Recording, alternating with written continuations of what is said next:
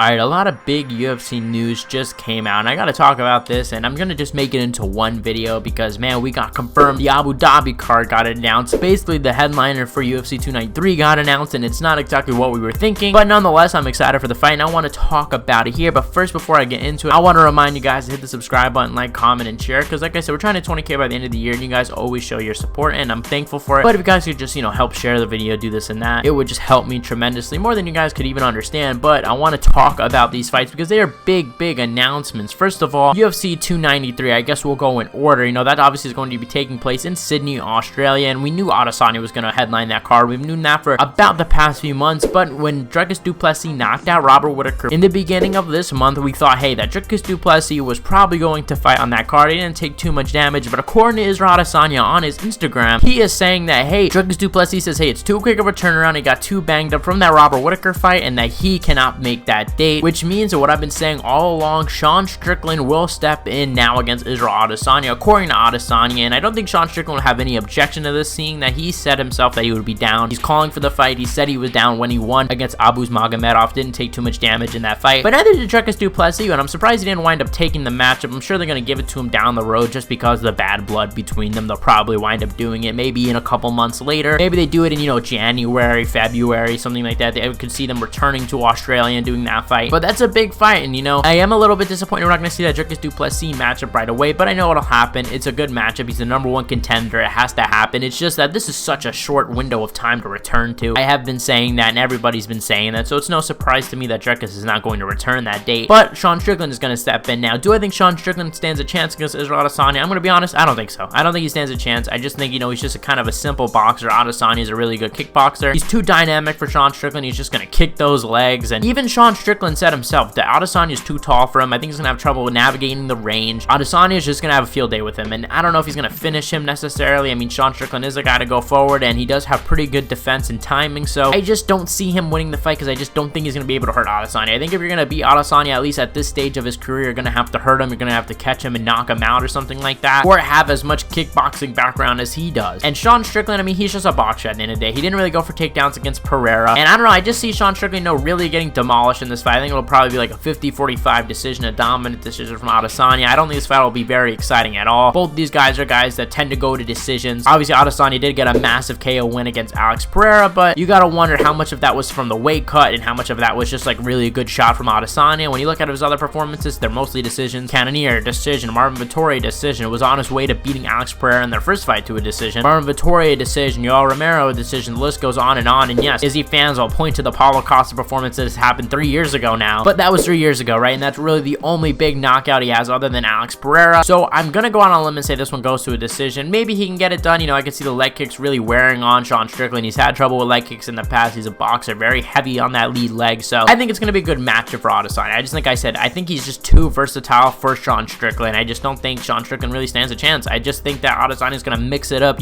throw those leg kicks, question mark kicks, side kicks, just use his length, jab, leg kick. I can even see a scenario where he takes a lot of risks in this fight because, look, Sean Strickland doesn't hit hard. I think we could see maybe Adesanya get a finish here. It really depends. I hope so because I really want to see him do a little bit more than just, jab and leg kick. But I do hope Sean Strickland wins. He's going to be a massive underdog. I always got to root for the underdog, and I just think that press conference is going to be hilarious, and this is a good time to do the fight. This is a perfect time to do the fight with Dricus Du Plessis not ready. Sean Strickland is that next guy, and he's going to sell the hell out of this fight. It's going to be good in Australia in September 9th, I believe. Now, this isn't confirmed from the UFC. Ariel Helwani reported it. Adesanya also reported it on his own Instagram story, so, man, I just, there might be a lot of talk. Did Dricus Du Plessis mess up his title shot? You got to give him the title shot. It's not fair to expect him to turn around in 2 months against Adesanya when he just fought, and he did fight 2 rounds. Whittaker did get him in a few of those exchanges. You can't really expect him to turn around so fast. He earned his title shot, beating Robert Whittaker. I mean, nobody else beside Adesanya has been able to do that, so I think it's fair, let Adesanya fight Strickland, and if Adesanya wins, which I think he probably will, let him fight Dricus Du Plessis maybe early next year, or maybe even December, depending on if McGregor is going to fight or not. Adesanya is a very busy fighter, so I can see that being a scenario, but we'll see. I do miss that Dricus Du Plessis matchup, and I just favor Adesanya against Strickland. I don't think a lot of us will agree that Adesanya definitely has the edge there. But in other news, UFC 294, I did a video yesterday talking about, the rumors going on with that card, and yesterday I talked about Paulo Costa and Khamzat Chimaev. That fight has since been official per Dana White. Dana White confirmed it on Instagram, said, hey, that the fight is going down, and yeah, I'm not surprised. This fight has been talked about for a very long time. We talked about it on the channel since like April, right? It makes sense. Obviously, there's beef back and forth. I talked about it in yesterday's video. If you guys remember, you know, Paulo Costa, Chimaev, they had problems last year at the UFC PI, going back and forth with each other. Talked about it more in yesterday's video if you guys want to check that out. But the main event of UFC 294 has been confirmed. It was Islam Makhachev. We knew this, but his opponent is Charles Oliveira in a rematch. And yeah, this was a fight that Charles Oliveira said couldn't happen, but I guess it can. You know, at the end of the day, I figured that maybe they would get something done with Charles, because Charles said November and it's the end of October. So I mean, how much are you really pushing yourself? You know what I mean? But this is a pretty quick turnaround for him. Well, it's not really a quick turnaround, but if he's injured and he's coming back a few weeks early, it might not be the best thing for Charles Oliveira. But this is probably his best chance to get a rematch, right? Like, if he waits around and doesn't accept this shot, I don't see them doing a rematch with him anytime soon. He'll probably have to get another win, and he maybe even get another win after that, because, you know, Volkanovski's probably next in line, and then you got the winner of Justin Gaethje, Dustin Poirier also there. And yeah, obviously it's going to be a year apart from their last meeting at UFC 280, the first pay-per-view I covered on the channel. But yeah, Islam Makhachev, if you guys remember, had a pretty dominant performance. I would be lying if I said Charles Oliveira had zero moments. There were some good moments. It wasn't really this ground domination as a lot of people, including myself, expected from Islam Makhachev. You know, we did see Charles Oliveira be able to hold him, overall losing the round, but it wasn't like Islam was easily able to, you know, pass his guard and go to mount, which I thought would happen. I thought that it was going to be able to, you know, take him down, go into mount, and just smash him on the ground. That didn't exactly happen. It wound up happening. You know, he knocked down Oliveira and he finished him with a submission. And yeah, of course, guys, you guys already know I'm a big Charles Oliveira fan, one of my favorite fighters on the roster right now, but I just don't see what else different he could do from the first meeting. At the end of the day, it seemed like Islam bested him in all mixed martial arts, beat him in the striking by knocking him down, submitted him on the ground with his jiu-jitsu, controlled him on the ground with his wrestling. It just seems like Islam Makhachev is on another level than Charles Oliveira, and I hate saying that because I love Charles Oliveira, and you guys probably see the pain in my voice, but it's true, and it's gonna suck to see Charles Oliveira lose. I'm gonna go with Islam Makhachev again, but it is a little bit interesting. I will say Oliveira did better than I thought he would the first time, so maybe there is a path to victory here. I'd assume he's gonna be a massive underdog, but you know, Oliveira spoke and said, hey, that wasn't really him fighting. He fought a little bit different. He didn't really feel like himself, and that has happened before to a lot of fighters. You know, sometimes you just get in there and you just don't feel yourself. You feel a little bit numb, the moment's numb, and there's something to be said. You know, Charles Oliveira had a lot of confidence going into that fight. You know, he came off beating Justin Gaethje, Dustin Poirier, Michael Chandler, guys that he wasn't supposed to beat, so he probably thought it was gonna be the same thing against Islam. Maybe underestimated him, got a little cocky in there by the stuff he was throwing, reckless, throwing jumping front kicks to the face. Yeah, like, obviously you're going to get knocked down by that. And yeah, so maybe he didn't take Islam so serious, but I think if he keeps working on his wrestling and his defense and keeps it on the feet, I think there's a chance Oliveira could win. He's powerful. We saw with Beneil Dariush, he finished him in a round. A great performance from Oliveira, probably his best performance. And as I mentioned, after Oliveira won, there's a very different confidence level coming from both fighters. Charles Oliveira coming off of the best performance of his career, knocking out Beneil Dariush, another guy who was supposed to beat him, whilst Islam Makhachev is coming off his first title defense against Volkanovski, a guy he was supposed to beat, who he did beat. But let's be honest, it wasn't really this easy fight for Makhachev, and arguably lost the fight. And especially when you look at that fifth round, that is the last time anybody has saw an Islam Makhachev fight, and that's what people remember, right? People remember him, you know, getting elbowed in the face, getting battered on the ground, bruised up. So there's a very different confidence level where some could argue that maybe Oliveira has more confidence than Islam going into this fight, even though Oliveira lost to him less than a year ago. Although, like I said, I don't think that's going to make a difference. A lot of you guys argue with me in the comment section when I say this. I'm not saying it's going to make a difference, but at the end of the day, I think that Islam's going to get it done again. But yeah, those were the news. That's the news that came out. And yeah, this end of the year is looking really good. You got Israel Adesanya versus Sean Strickland, and you got Islam Makhachev versus Charles Oliveira 2, and then we got Stipe versus John Jones. And at the end of the year, potentially Conor McGregor and Michael Chandler, or whatever it's going to be at the end of the year. But yeah, guys, thank you guys for watching. If you guys are new to the channel, hit the subscribe button. Please hit the share button as well. Share, put the notification. Please press the share button and, you know, hit the notification bell. It helps me out and help you guys, because you guys know when I get to upload. Anyway, guys, thank you guys for being the best fan base in MMA, and I'll see you guys